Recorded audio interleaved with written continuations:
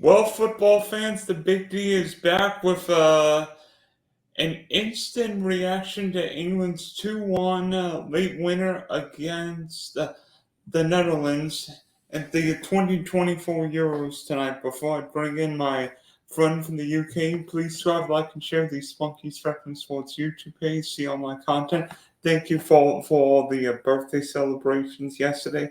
Also, check out the Big D podcast for the audio listeners, Spotify, and Apple. So, join with us, the biggest Ollie Watkins and Cole Palmer fan in the world. It be golf, or in this case, football. Tom Jacobs is always here for me. So, Tom, have you recovered from that game yet? Yeah, just about calmed down, didn't I? I've just had a quick drive home from my parents' house and thought we'd get the instant reaction here. So it was good to have to drive in between and calm things down. I mean, what a game, right? I think when you get this close to the final and you are an England fan, you start to, wonder what's going to happen. The Netherlands are an okay team, but they're not brilliant. They're not in a golden era by any means. Memphis Depay went off early as well, injured. Didn't start in the best way, did it? Didn't I know you probably watched along from the start there with Xavi Simons scoring or Simmons scoring. But they fought back really quickly.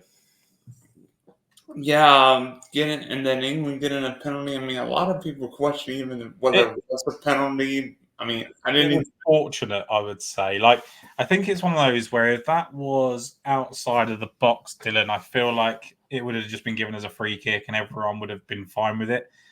Because it's in the penalty area, I think people get a little bit more precious about whether it's a foul or not. I think it was fortunate. I think Kane and Dumfries both had the right to go for the ball, and Kane got there first. Simple as that. So good to see him score the penalty after winning it as well. Yeah, especially with what happened at the last World Cup, right?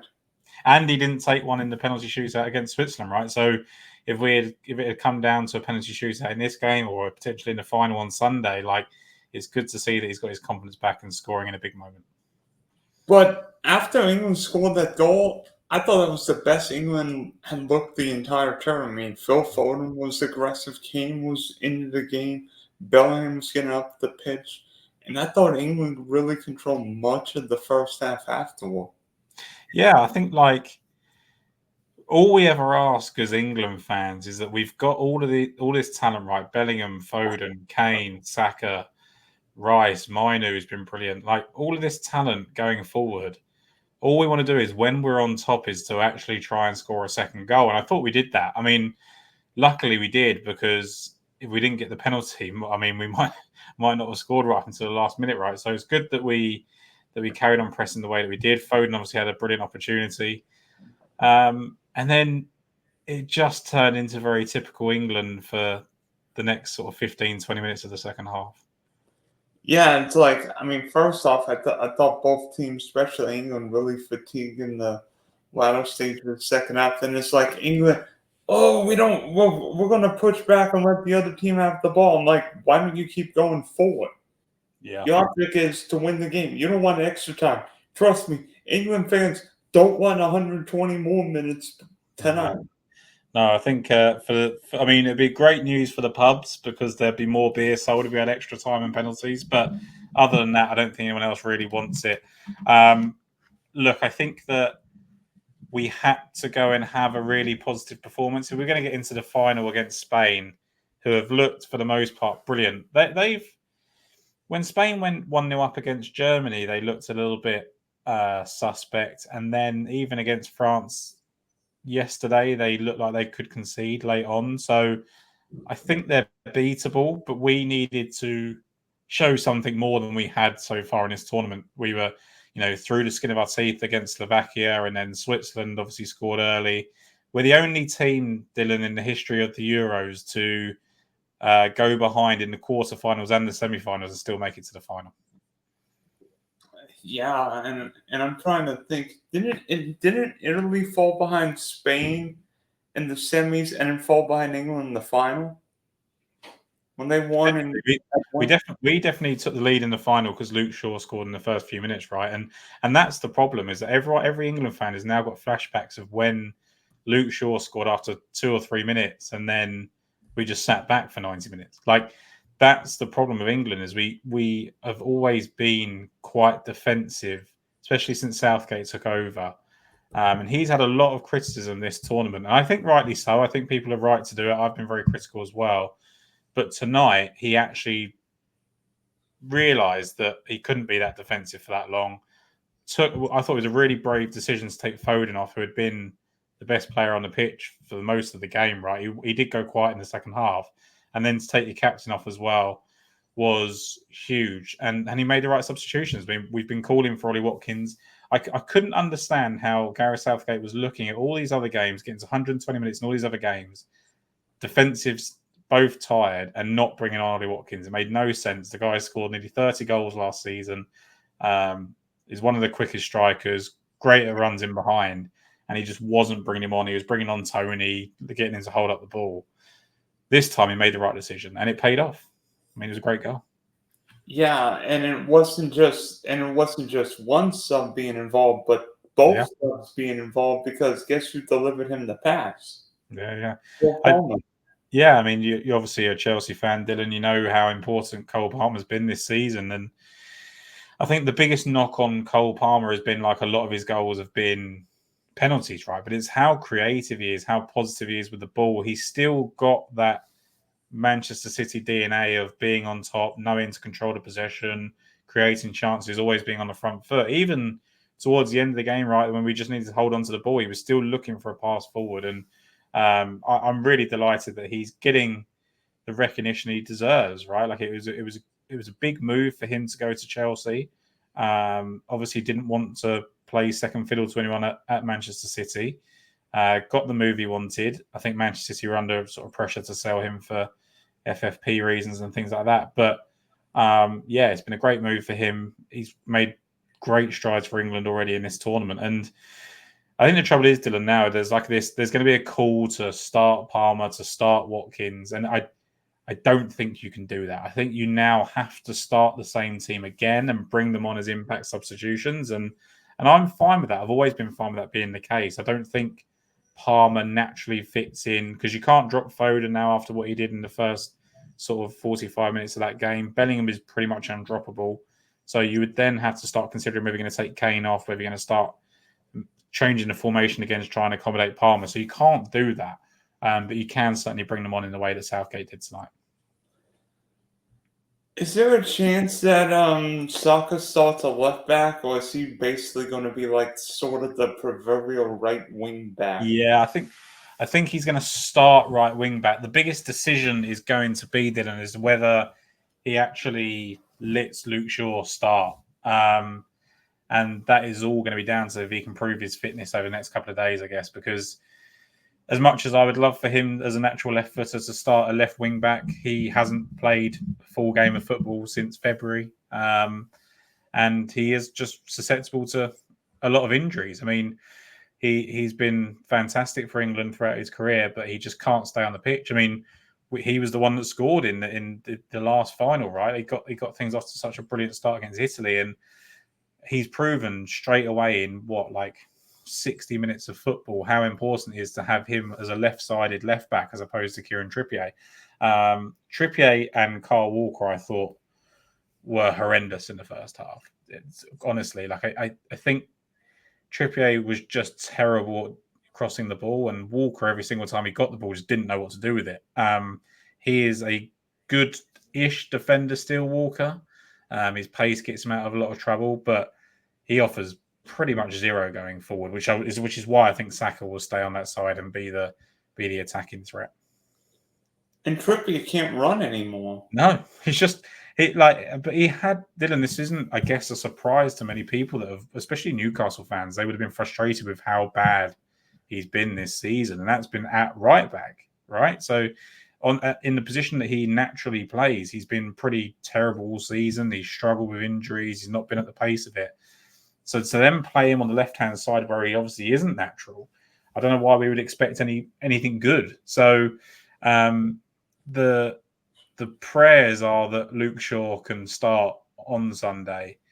I guess the trouble is if he starts and he can't get through the game, then bringing Trippier on cold is potentially not the right move. So I wonder if it's going to be a case of Trippier starts again and Luke Shaw comes on to make an impact if we need him. I've got a solution.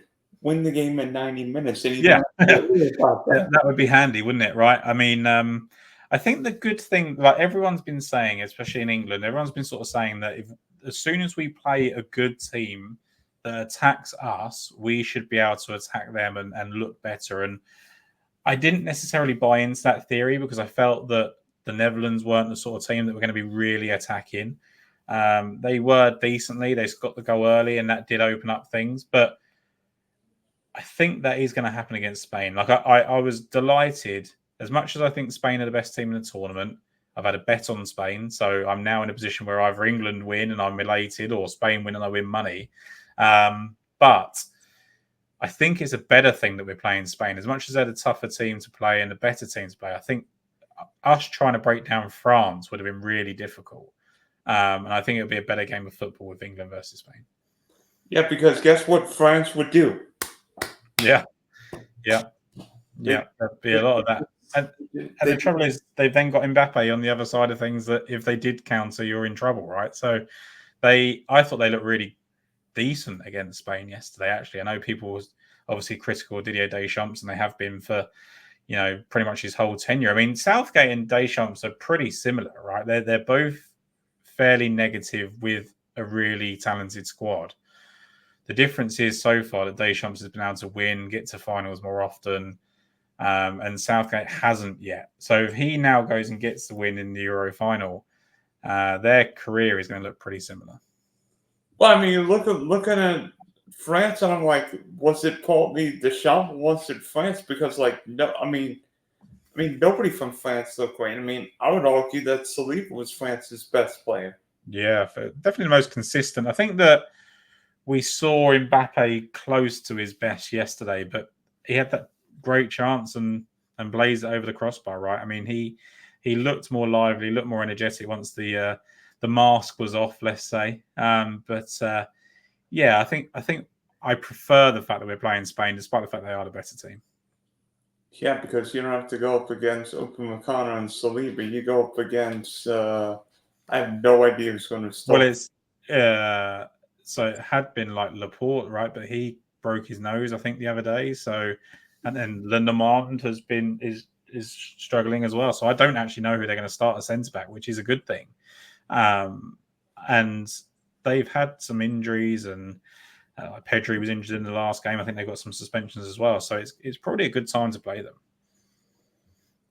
By the way, speaking of centre backs, I think that might have been one of the best games John Stones has played in an England shirt tonight. I mean, maybe I don't know why he didn't play toward the end of the year for Man City, but Stones looking better and better. Yes.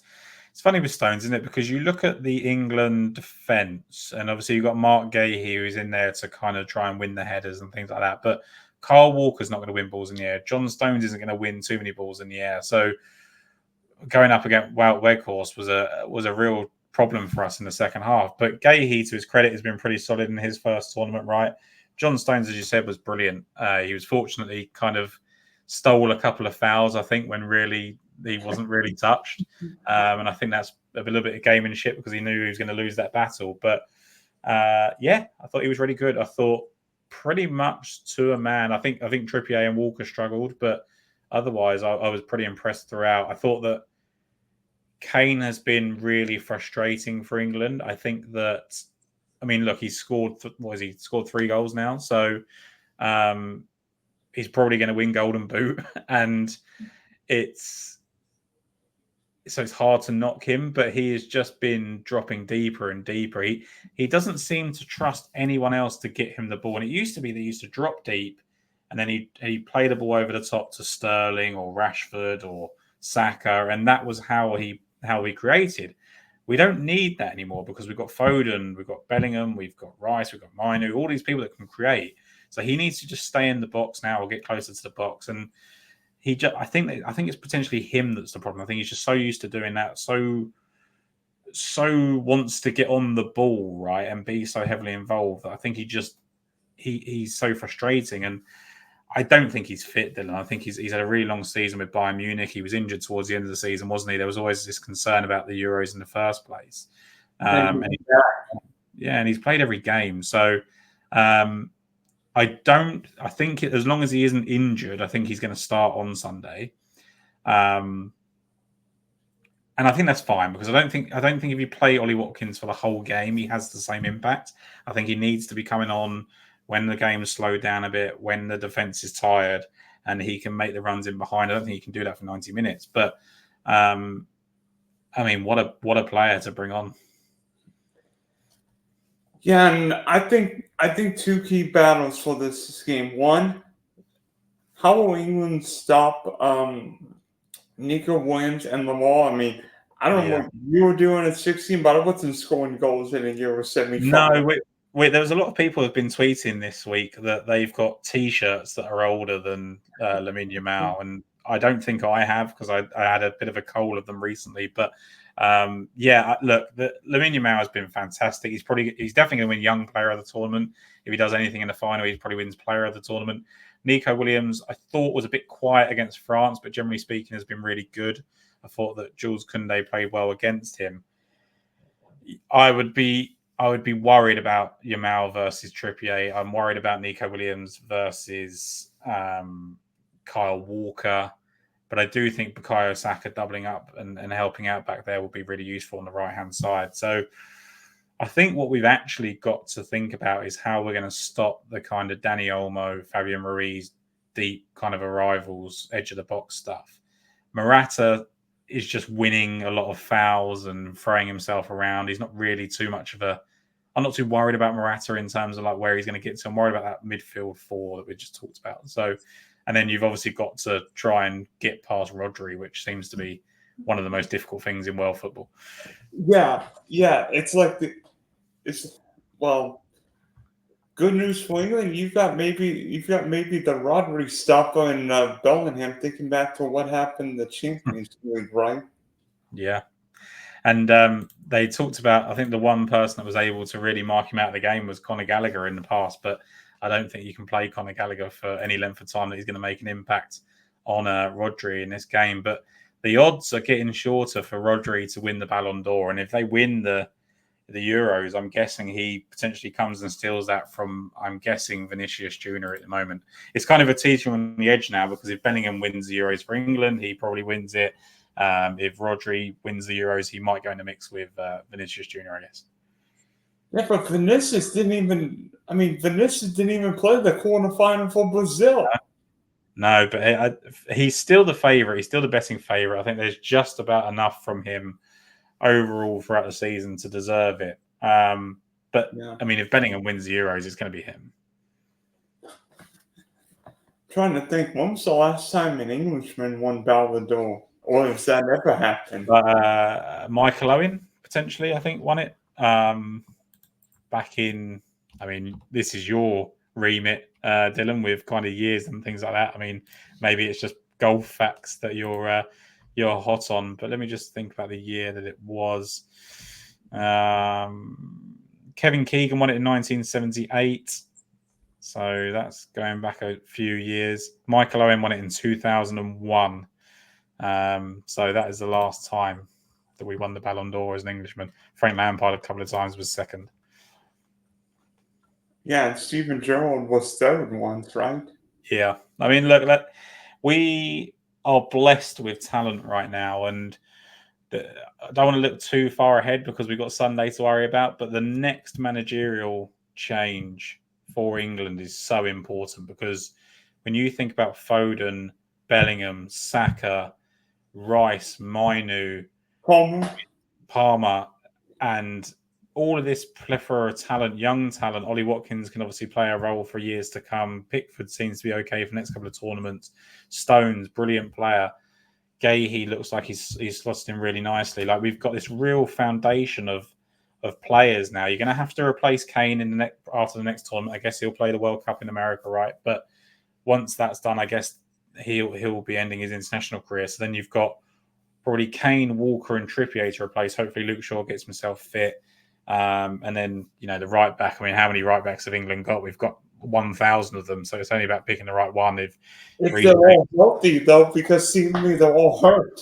Yeah, that's the problem with and I think it's because of the demands of the Premier League with wing backs and how important they are. Is trying to get them fit is impossible, right? But it's interesting because I think the England job's going to come down to probably Graham Potter, who obviously from his time at Chelsea. I think Eddie Howe. Don't remind me.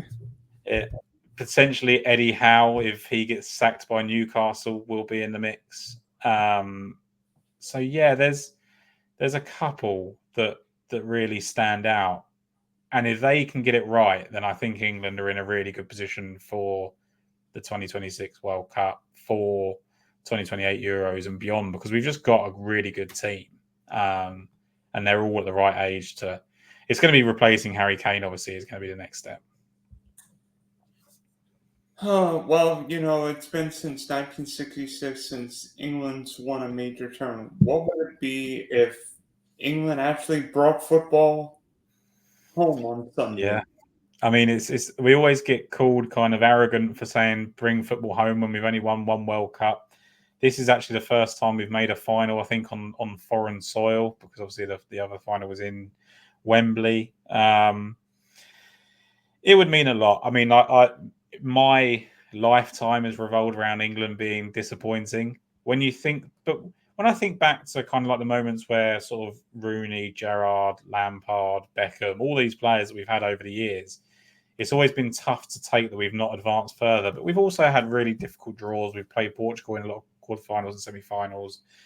So I think we've been unfortunate with the teams who come up against Croatia and people like that. Whereas this time, Brazil, obviously, when we lost to them in the 2002 World Cup, like we've had really difficult runs. Whereas this time it's been really friendly. I mean, we couldn't have asked for a better run. So, and the fact that we've taken advantage of that is great. And it will just now come down to, are we really good? And is Southgate able to beat Spain? It's as simple as that. He will go down, and this is reluctant for me to say, but he will go down as the best England manager ever if we win this Euros. And I know that obviously we've won, Alf Ramsey won the World Cup, but he's been so good. He just keeps getting to semi-finals and finals, and whether that's because talent's finally taken over or we've just had friendly, results, I don't know. But for whatever reason, we keep getting to these finals now, and Southgate's been at the helm when we've done it. Yeah, let me tell you this. If England won them on Sunday, the pints will be brewing, my friend.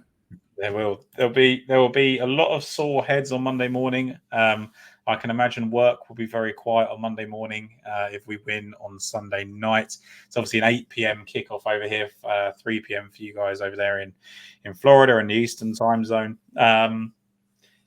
Obviously you're a huge soccer fan, Dylan, so you're always kind of engaged with it. But what is the response to a Euros in America? Is anyone that interested? Is there more interest in the Copa America? What's it playing out like? I think people are just interested in football in general, whether it be watching England or watching Lionel Messi. I don't know. It seemed like half my tweets came from all the England and football fans thinking we're going to a final. We're going to a final.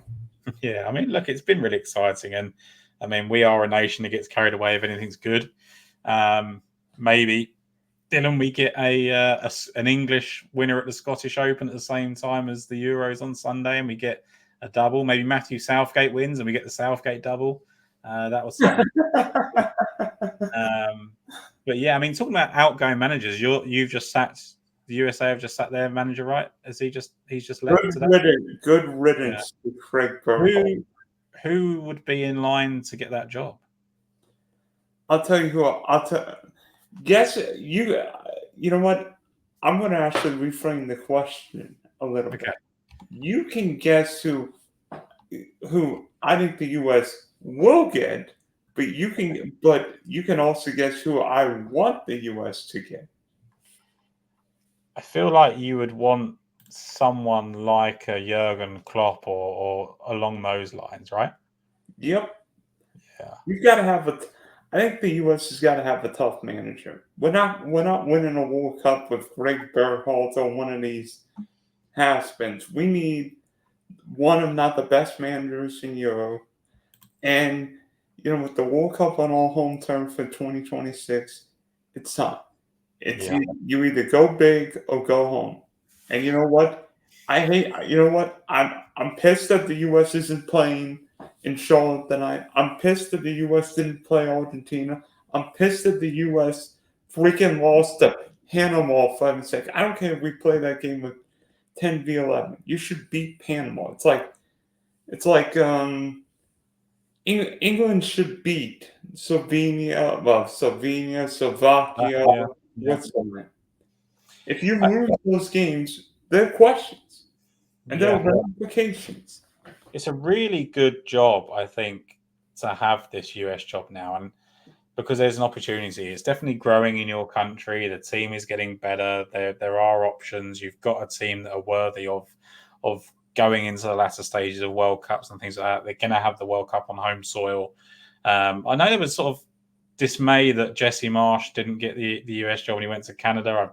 I'm not sure I'd ever get upset that Jesse Marsh wasn't my manager, so not too concerned about that. But yeah, I think, what did you have? Like Jurgen Klinsmann before was the US manager, right? So you've had high-profile managers, but now it's probably time to get one at their peak. The news article I just read is like, can you realistically get Guardiola and Klopp? Well, no, you're not going to get Guardiola, but I feel like Klopp is not completely out the realm of possibilities. I still don't think it will happen, but I'm just trying to think of like who would be like the manager. They're not just going to give it to like Landon Donovan or something, are they? No. No, I'll tell you who I think's going to get. I'll tell you who I think's going to get the job. I think Steve Cherundolo will end up getting the U.S. managerial position. He was a great right back for a long time. Played in the Bundesliga with Hannover 96. Now, and he coaches the Major League Soccer team LAFC. Okay, nice. That would make sense then, and I think like that's okay as long as you've got pedigree and things like that. I still think you need a higher profile coach. I still think you need someone that's got tournament experience. I mean, and be honest with you, I don't want to. Everybody's saying the U.S. can't pay a manager because can't go get a Jurgen Klopp or Pep Guardiola because the U.S. would then have to pay Emma Hayes the same amount of money. Not necessarily, but I don't know. There are a million different things about equal pay, but I don't know. Yeah, it's an interesting one. I mean, is that equal pay? As in, like the Emma Hayes pay would be the same as the men's? Is that correct? Something like that. But I mean, I think the U.S. could go get Klopp, and I mean, if the U.S. won the Olympics, I think Emma Hayes would get a raise anyway.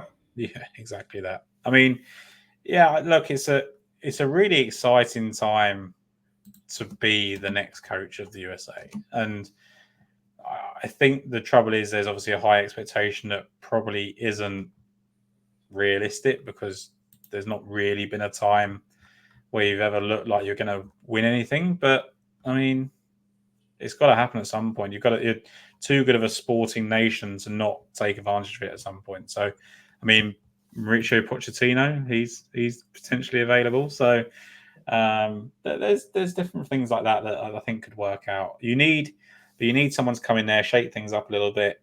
People that the kind of Pulisic's and the Rainers and all these people that kind of respect is obviously the big deal. So looking forward to that. Dylan, while you've got me on here and in this euphoric state of England getting to the final, shall we chat? I know we're not going to be able to catch up over the weekend. Shall we chat a little bit of Open Championship just so we can give your kind of listeners a little bit of an insight of what we would have talked about? Sure. Yeah, let's do that. So I love coming on the show and talking to you about the golf. So let's give it kind of 10 minutes at least. First of all, Dylan, probably the best open course on the rota for Americans. So I'm sure you've picked up on this, that before Stenson won there in 2016, the 6 winners before that were all American, including Todd Hamilton in 2004. Obviously, Stenson beat Mickelson on the final day in 2016, and behind them were JB Holmes and Steve Stricker. So I really do think this is a great open championship venue for Americans. I think it's slightly easier than like a real strict links golf course. There obviously is plenty of links about it. There's pop bunkers and things that you need to avoid. And the back nine is really difficult if the wind gets up. But I think Americans can take advantage of it. So I think we're looking at an American winner. I think there's a lot of people that will get carried away about the UK winners. And there's one name, Dylan, that I like above everybody else. And I can't believe I'm going to say it with any real sincerity, but Wait a minute. I think I know who you're thinking of. Will he go from Patrick Cantlay to Patrick Cantlay? I do like Patrick Cantlay. He's if this person's 1A, he's like 1B. But there is 1A that I've been thinking about for the last few weeks, Dylan, who I think is pretty much reminiscent of the Brian Harman form incoming. He isn't playing the Scottish Open this week, which is the only real disappointment. Tony Finau? Tony Finau. He is in electric form. He is playing brilliantly. He's got, I think, 2 top 10s in this championship before already. He was 18th here on his debut, and he was inside the top 6 for the first 3 rounds here at Troon in 2016 as well. I don't see a situation where Tony Finau doesn't get himself in the mix unless he's on the bad side of a weather draw. I also think, guys who are used to playing well in windy weather, whether it be, I don't know what it is, but like Australians always play well in the Open Championship because it's always windy down on. Well, guys from Texas, there's a reason why Jordan Spieth plays well at the Open Championship. Let's see, he plays well in windy weather. Or some of these guys maybe from California. I think Colin Cowell won his first Open. Yeah. Right next door to you, right? I mean, they pretty much stuck a dome over him, but yeah, he did. I think one of the places I like. So Zach Johnson's obviously been really good in Open Championships. He obviously won at St Andrews, and he played well here and at Muirfield. And he's a guy. He plays over at Sea Island and things like that. So maybe that helps him. We know that he's played well in Texas various times. I think he's a 2-time winner of the Valero, 2-time winner at Colonial. So obviously a Texas guy. So I think you're really onto something with a Texas link. I don't think I'd be going as far as Jordan Spieth this time around. I think he might be cooked. But yeah, both Patrick Cantlay and Tony Finau have really caught my eye. I think they're big odds. They both had a chance really to win the US Open. Patrick Cantlay more so than Finau.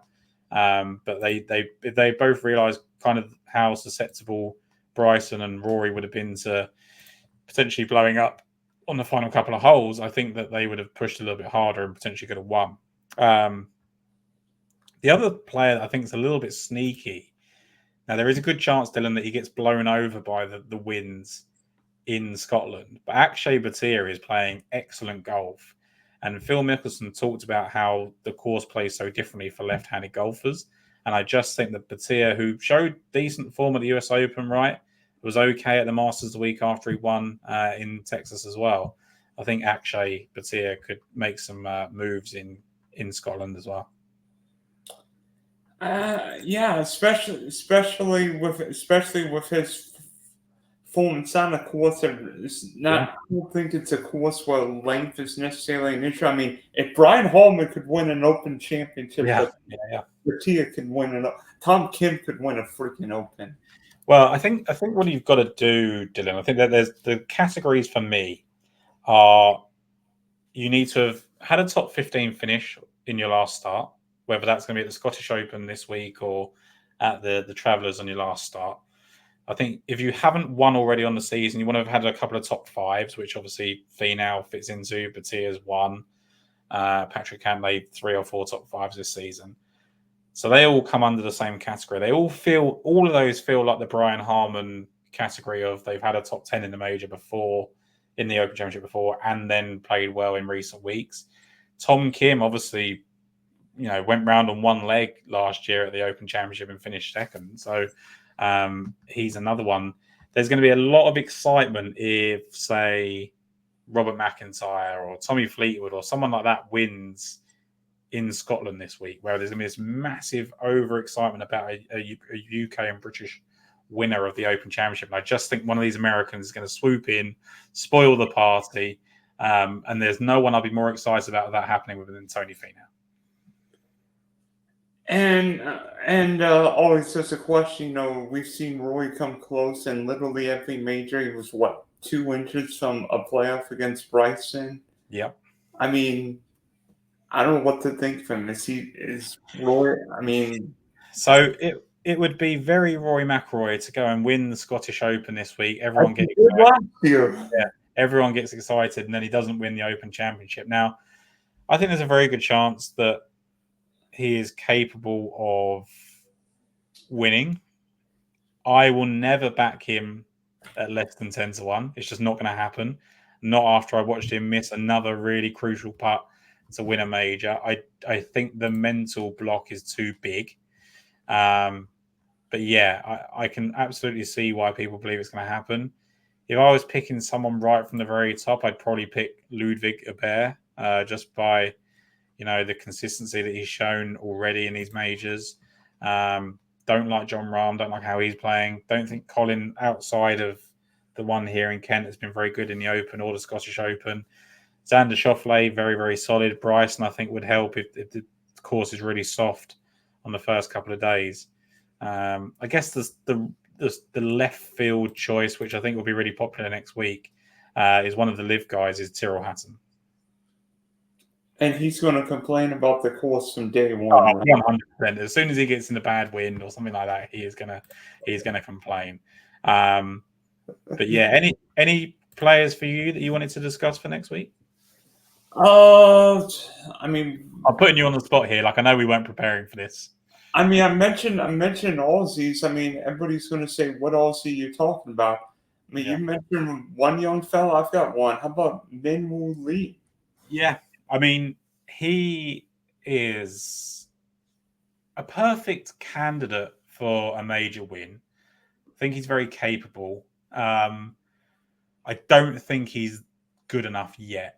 I think that he's got this long drive. I think he would have been better suited for St Andrews. I know he's obviously played there. Big fairways would suit him. If he starts getting into kind of some of these pot bunkers or a bit of the fizzly rough, I'm a bit worried about Min Woo Lee. But that's not to say he doesn't have a really good Scottish Open. He's obviously won it already, and he could come in fine form. So I could see that. I think he's definitely, of the Aussies, I don't really like Cameron Smith's chances this year. Adam Scott did make it right, but he, I guess, is probably not playing well enough to be a factor. Yeah, and I don't think Jason Day is 100%. No. I've had my Jason Day fun and experiment. He's done for a little while there. I don't think Day even qualified. I don't know if Day qualified for the Open. Day is in. I don't know why he's in, but he is playing. I don't think Day's playing this week, but no, he's not. Why is Scotty Scheffler not playing this week though? I don't know. I thought that was a bit strange. He has played it before, right? So I guess just been a really busy schedule. He's won again at the Travelers. Maybe just thinks I don't need to. The interesting thing about Scheffler, do you remember Dylan at Pinehurst when he said that he wasn't comfortable off the tee because he didn't know how his ball was going to lie when it was in the rough? That's going to be the same situation here at the Open. So if there's any sort of concerns about a 4-1 shot, that would probably be my issue, is that he doesn't feel comfortable off the tee, in which case you can't really bet him at that kind of number, although he'll probably finish third. Yeah. And plus, I mean, Scotty Scheffler, ball striking wise, I don't worry about him. Off the tee, I mean, that open performance at Palms was one of the worst putting weeks I've ever seen from him. Yeah. It had to happen at some point. He's been putting really well, hasn't he, since he changed to the Mallet putter that he had, and it's been problems for everyone else, hasn't it? What about Keegan Bradley being the Ryder Cup captain? I'm actually shocked. I'm actually shocked that Keegan Bradley's the captain. I'm like, looking back on it, maybe the US should have picked him in Rome last summer. Well, I mean, he's shocked, right? I mean, he was basically told, there was no discussions about it. Zach Johnson just rang him up and said, "You're captain next time." I think that he was fortunate that Tiger Woods turned it down. I don't know quite what happened to Stuart Sink. It looked like it was going to go to him. It seems just like the ultimate makeup for, we didn't pick you last year, so we're just going to give you the keys to the kingdom, which is interesting. I think it makes good content for Netflix, which is probably what the reason is that they're doing it, really. But I'd love to see him make the team and then have to sort of captain and play at the same time. That would be really interesting. Tiger was the captain of the President's Cup Down Under, right? Yeah, and then obviously playing captain. But Keegan has said he won't pick himself. He won't pick himself unless he makes the team, which is pretty honourable. I think that's the right thing to do. I just imagine he's going to have like Michael Jordan as a vice captain. Well, not a bad idea, right? Have the GOAT in a sport come and help you out. But there we go. Any other thoughts about next week? Anything you wanted to discuss? I know I've kind of hijacked the call here. I mean, I'm trying not to use this week for everything, because if somebody hits the skids this week, I don't want to make it too big for next week, because you could get in a bad weather draw and you may not care. You may just think, I just want to test a few things, do some reconnaissance missions, and then get ready for winning the Old Claret Jug. Yeah, well, I mean, look, that's the issue, right? It's like we could be doing this today, we could be doing it Sunday, we could do it Monday, Tuesday. It's so hard until we know those tee times and what the weather looks like on Thursday to really decide who can win an Open Championship this week. So, keep your eyes out for the tee times. Look at the weather report. That would be my biggest advice. I am going to be betting Tony Finau regardless, because he's hopefully going to be my hero at some point. But other than that, I think it's kind of see what happens next week. The only thing with Finau, I guess, is that you don't need to rush to bet him, because the number's not going to change now he's not playing in Scotland. Yeah. Maybe that's a good thing. It should get a bigger price, I think. What is Finau's price now? I think it's 40, right? Yeah, he's 40, and I think Cantlay is 30. I think there's some 40 as well. There's over at FanDuel, he's 40 as well. So I think both of those could get to 50 to 1 next week. Wow. Because people are just going to bet the Scottish Open guys. Well, yeah, I mean, how much did playing getting second shove Robert McIntyre's number so much down for the Open, right? Yeah, and look, it makes sense. You want someone that's played links well the week before, but it's also worth remembering that Colin Morikawa finished tied 71st in the Scottish Open and then won the Open the following week after he said he didn't know how to hit his irons through the turf in Scotland. So, yeah, make of that what you will and see what happens, I guess. And that we've had surprise Open winners in the past. I mean, Ben Curtis, Todd Hamilton, Greg Norman almost won the Open. Tom Watson at 58 almost won the Open. Yeah. Ernie Els when he was in his 40s. Brian Harman last year. I mean, to me, it wasn't a surprise because I bet on the guy and it was because of the form he was showing. That I think the person that's showing exactly the same build-up is Tony Finau. Now, the number is 40 to 1 as opposed to 175 or whatever Brian Harman was last year. I don't think we've really got that guy this time around who's, 150, 175 to 1. I mean, we talked about Keegan Bradley. He's 175 to 1 and he's played well in Open Championships in the past. But, yeah, I think we're looking kind of 50 to 1 and below for the Open champion this year. Yeah, I don't think I'll be betting Although I think Holman would have been my one and done at the Players because he always plays well in Pete Dye course, and I'm like, is he about to win? That would be crazy if he won the Players, right? Yeah, if he had gone Open champion to Players champion, I mean, what a run that would have been. And look, you look back at his career, he's kind of been building to this his whole time. It's come late. When you look at even his college career, he was always considered a really good college player, and the pedigree was always there. He just doesn't hit it very far, and he just needs everything to align, and it did last year. So, look, really confident about Tony Finau. I think Patrick Cantlay is a big price. If I had to take one from the top, it would probably be Ludwig Aubert. Sneakily, I think Bryson's going to do better than people expect him to do at the Open Championship because people don't think nobody would have predicted him to win Pinehurst. No, and look, I think when you look at Bryson, you think, okay, he doesn't probably not a great wind player. Don't expect him to be too creative around the greens. The guy's finished 8th at St Andrews and 33rd in another Open Championship as well. He can play this tournament, and if it gets as soft, there's been so much rain in the UK. If it's soft and the driver can run out for days, then I think that we will be absolutely fine with Bryson. So I think he might get off to a good start as well if he gets on the right side of the draw. And I mean, he won a windy API, and he almost won the PGA at Kiowa, and we know how windy that place is. Yeah.